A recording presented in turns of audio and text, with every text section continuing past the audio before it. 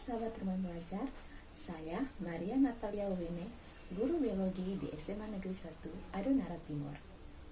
Sahabat Rumah Belajar, di tengah situasi pandemi COVID-19, segala aktivitas diwajibkan dilakukan dari rumah, termasuk kegiatan pembelajaran. Nah, bagaimana caranya agar kegiatan pembelajaran yang dilakukan dari rumah tetap efektif dan menyenangkan bagi peserta didik? Saya akan berbagi pengalaman saya selama melakukan pembelajaran dari rumah.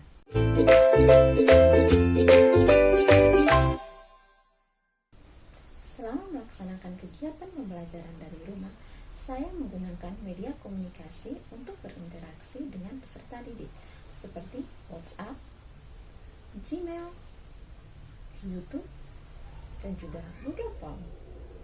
WhatsApp saya gunakan untuk memberikan materi biologi dan tugas dalam bentuk LKPD kepada peserta didik.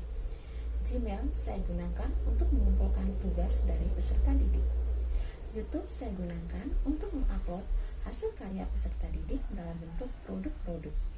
Dan untuk Google Form, saya gunakan untuk mengevaluasi ketercapaian proses pembelajaran yang dilakukan oleh peserta didik selama belajar dari rumah. Untuk sumber belajar, saya menggunakan modul biologi dan juga lingkungan sekitar rumah. Selain itu, saya juga memanfaatkan portal Rumah Belajar dari Kemdikbud. Portal Rumah Belajar memiliki fitur utama dan fitur pendukung. Fitur utama terdiri dari sumber belajar, kelas digital, bank soal, dan laboratorium maya. Sedangkan untuk fitur pendukung terdiri dari peta budaya, buku sekolah elektronik, wahana jelajah angkasa, karya bahasa dan sastra, dan pengembangan keprofesian berkelanjutan. Dalam melaksanakan kegiatan pembelajaran, saya memanfaatkan fitur sumber belajar sebagai media pembelajaran dalam proses pembelajaran. Selain fitur sumber belajar, saya juga memanfaatkan fitur bank soal. Fitur bank soal membantu saya dan memudahkan saya dalam menyusun bahan evaluasi bagi peserta didik. Selain kedua fitur utama tersebut, saya juga menggunakan dan memanfaatkan fitur pendukung seperti buku sekolah elektronik. Buku sekolah elektronik ini saya manfaatkan sebagai bahan referensi materi pembelajaran.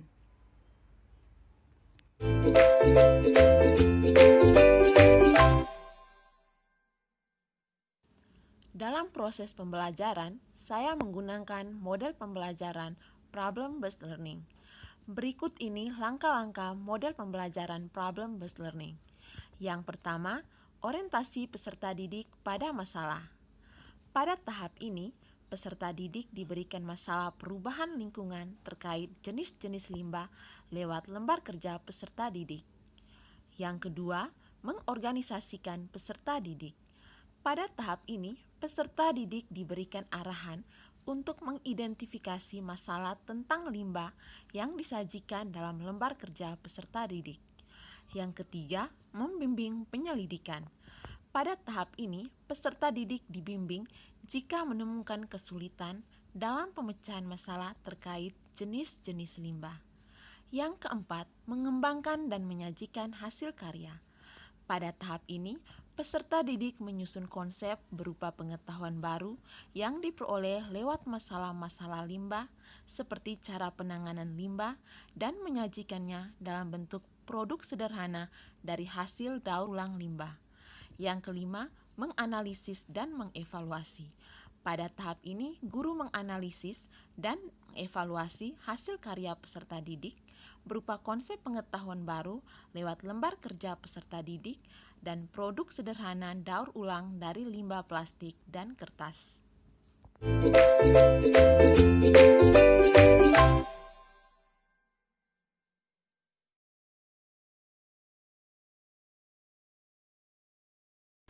Pertama kali mengenal portal Rumah Belajar dari salah seorang teman guru. Saya tertarik mulai mengakses dan memanfaatkan portal Rumah Belajar.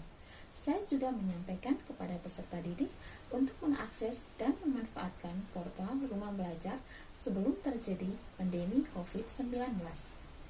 Dengan portal Rumah Belajar, saya merasa sangat terbantu dalam melaksanakan pembelajaran. Dengan fitur-fitur yang sangat lengkap, saya dapat merancang pembelajaran yang efektif, efisien, dan menyenangkan bagi peserta didik, terutama selama belajar dari rumah. Nah, untuk itu, jangan lupa mengakses dan memanfaatkan portal Rumah Belajar di alamat belajar.kemdikbud.go.id.